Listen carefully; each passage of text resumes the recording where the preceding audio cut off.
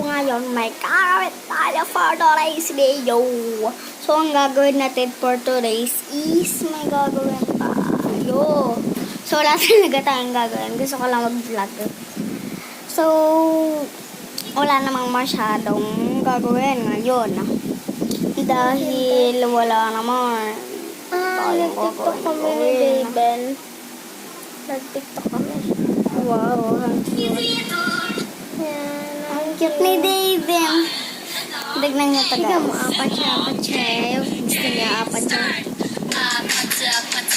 May bungi ka pa?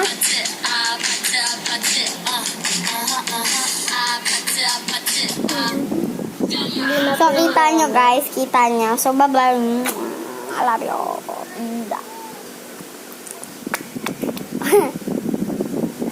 So, kita nyo sa